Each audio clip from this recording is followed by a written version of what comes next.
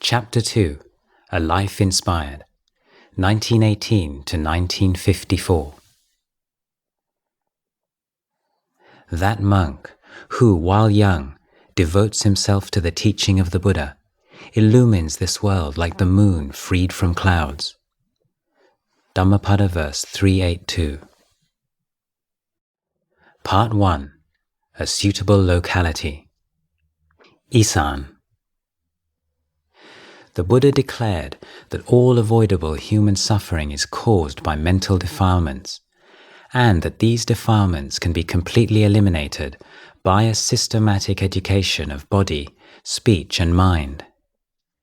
Supreme among the virtuous qualities that burn up the defilements, he revealed, is forbearance. It is perhaps no coincidence then that the unwelcoming environment of Northeast Thailand, known to its inhabitants as Isan, nurtured a great flowering of Buddhist monasticism in the 20th century. The vast majority of monastics recognized in Thailand as enlightened masters over the past 100 years have come from this region. Isan occupies a semi-arid plateau, almost square in shape and somewhat larger than England. It is bounded to the north and east by the Mekong River and Laos, and to the south by the thickly jungled mountains of northern Cambodia. In the early part of the last century, Isan was still separated from central Thailand by the forbidding barrier of Dong Phaya Yen, a huge forest abounding in wild animals and home to a vicious strain of malaria. Even before the majority of its original forest cover was hacked and burnt away, Isan was never an idyllic land. It lacks the fecundity of the central Thai valleys. The soils are for the most part impoverished, if not by sand or stone, then by a choking salinity. The rivers flow in deep gullies, making it difficult to create channels for irrigation. Very few areas provide more than one crop of sticky rice a year. Travel has been fraught with difficulty. Whereas water was the predominant means of transport in central Siam and the basis of its economic success, the rivers of the landlocked Isan are navigable for only a few months of the year. With little scope for commerce, subsistence farming was, for centuries, the people's main occupation, and bartering was their means of exchange. Isan has 3 seasons. The cold season from November through February is the most comfortable but may be racked at night by harsh winds. The hot season from March through June is numbingly hot. And the mid-year rainy season generates a humidity so thick as can make those walking through it feel almost as if they are wading through the air. Life has always hinged on the coming of the monsoon, but the torrential rains that dissolve the fear of drought and crop failure often lead to severe flooding. Nevertheless, the people who have settled this land have been tenacious. They have survived and somehow flourish. So, who are the people of Isan and where, originally, did they come from? The majority of its population have always identified themselves, ethnically and culturally, as Lao, a name derived from one branch of the peoples who migrated south from what is now southwest China during the first millennium CE in response to the steady encroachment on their land by the Han Chinese. One migration trail passed down through the Chao Phraya river basin, and those who took that route played a significant role in the development of the Siamese or Central Thai civilization. Another branch followed the Mekong southwards and established settlements along its banks, which were to contribute to the origins of the ethnic Lao. They were not, however, the first or only inhabitants of Isan. In Ban Chiang, there is evidence of a sophisticated culture dating back over 3,000 years. Following waves of Austronesian and earlier diverse Mon Khmer immigrations, the European Dark Ages saw Isan settled by both Cambodian Hindus of the Chenla Empire and the devoutly Theravadin Buddhist Mons of the Dvaravati civilization. Subsequently, Isan formed part of the vast Angkor Empire that dominated Southeast Asia from the 8th until the 13th century and that, at its height, in the reign of Jayavarman VII, adopted Mahayana Buddhism. The Lao Thais slowly expanded through the region, absorbing the cultures and genes of their predecessors as they spread, and dyeing all with the distinctive features that it has retained until today. Perhaps the link between the Lao and Siamese Thai, henceforth referred to simply as Thais, may best be characterized as that between close cousins. This closeness has, however, not prevented the Central Thais, inhabitants of a more benign land, from holding to the conceit of a superior sophistication. In fact, the differences between them are minor.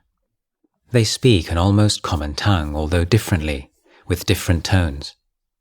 In religion, they have both adopted the Sri Lankan form of Theravada Buddhism, incorporating along the way Brahmin ceremonials and the ancient animist traditions of their tribe. On the whole, the Thais and Laos share a gentle, easygoing nature and are a remarkably tolerant people. The idea of persecuting others for holding beliefs different from their own has always been incomprehensible to them. They are not particularly cerebral. Abstract theories and philosophies rarely excite them, but they are skillful pragmatists with a considerable talent for compromise. The bamboo bending in strong winds has always been one of their favorite images. They avoid open confrontation wherever possible, and consider the unfiltered expression of strong feeling to be uncouth and immature. They admire the ability to remain calm and unruffled under stress, and they aspire to a cool heart. If the Lao differ in any discernible way, it's in their more pronounced resilience. As with all peoples, they are full of contradictions. A somewhat exaggerated concern for rank and status is, for example, often combined with a deep love of independence. Given the loyalty and devotion they have always shown to the rather austere tenets of Theravada Buddhism, it's the frank, uncomplicated sensuality of the people that is perhaps their most surprising feature. Their culture has never considered sensual desires to be a source of guilt. But although they often display a great love of language, finery and food, in fact, all the so-called good things of life, they reserve their greatest respect for those who can renounce them. By any of the contemporary secular standards by which the development of a culture is measured, GNP, political power, technological innovation, vibrant art, Isan is an insignificant backwater, its people unremarkable. But, from a Buddhist viewpoint, it would not be too fanciful to consider Isan a superpower. Throughout the 20th century in particular, Isan was an abiding stronghold of Buddhism at a time when all through Asia, other darker isms, imperial, communal, capital, material, were wreaking awful depredations. The vast majority of Thailand's 300,000 monastics are from Isan. Most significantly, almost every one of the Thai monks of the modern age, believed to have realized enlightenment, was born in one of the peasant farming villages of the Northeast, many of them in the province of sages, Ubon Ratchathani. Ubon. The history of Ubon began in 1778, with the conclusion of a bruising and bloodied migration. Some years previously, the noble Vientiane family of Chao Pratha and Chao Prawo, together with its large retinue, had fled from the spite of the king of Vientiane, only to be attacked by his forces wherever they settled. Finally, in desperation, during a siege of their latest encampment, a small group of horsemen broke through the encircling forces late one night and rode west for assistance. The king of Siam was sympathetic towards them.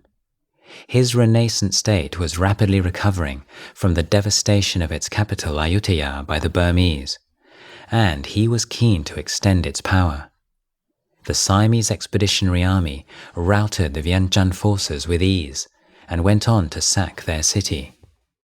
Feeling safe at last, the migrants, survivors of a long flight and years of protracted strife, established a permanent settlement on the northern banks of the Moon River, some 80 kilometers west of its confluence with the great Mekong. They called their new home Ubon, after the Upala lotus that rises unblemished from the mud.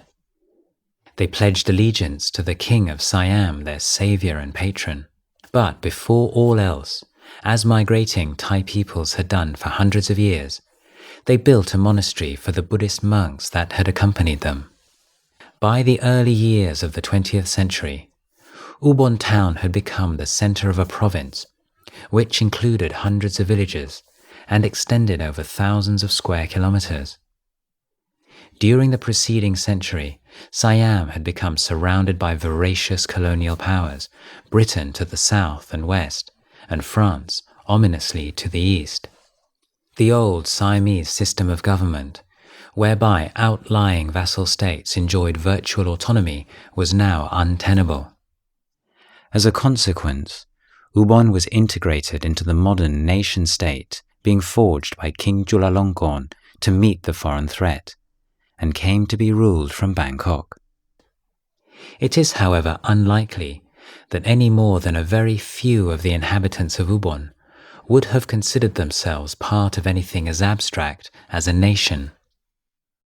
For most people, the village was their reality, and its independence and prosperity the source of their self-respect.